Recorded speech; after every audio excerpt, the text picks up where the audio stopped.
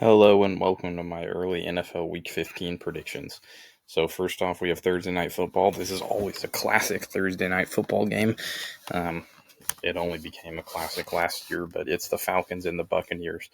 I'm going to have the Falcons winning it by 3. Um, I know that they're away in this game, but I just think in week 1, the Buccaneers won in this matchup, and I think they're going to split the series, so that's why I have the Falcons winning this. I think it's going to be, even with Kirk Cousins not there, I think it's still going to be a shootout.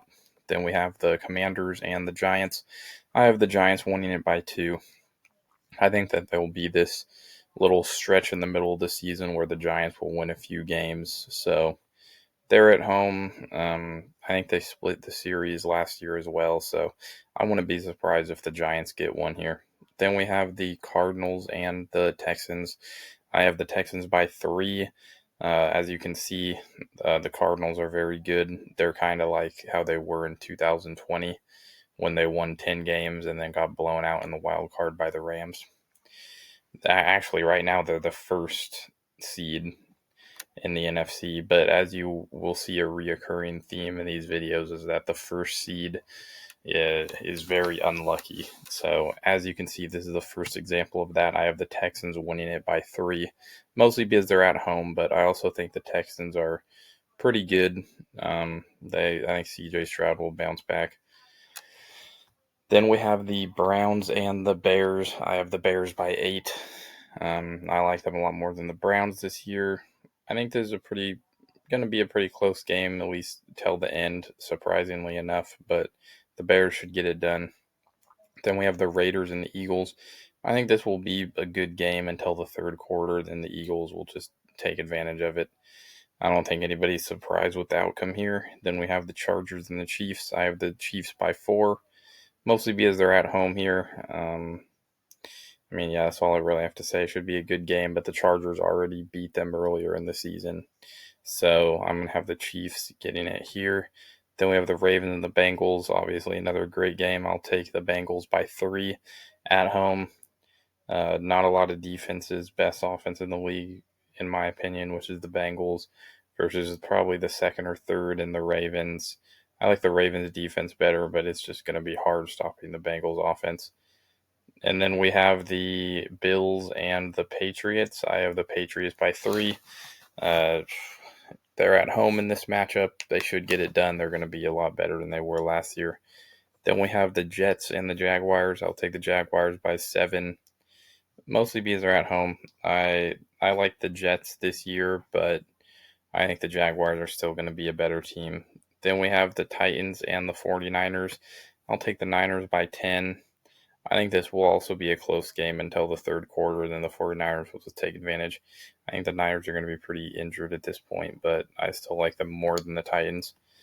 Then we have the Colts and the Seahawks. I'll take the Seahawks by 6. Um, I can see it being a close game. As you can see, it's a close game. It's only 6 points, but I just like the Seahawks depth, especially at quarterback, a lot more than I like the Colts. So that's why I'm going to take the Seahawks here. Then we have the Packers and the Broncos. I'll take the Broncos by 3. Um, they're at home. This is really a 50-50 matchup for me. I feel like these teams are similar in a lot of aspects.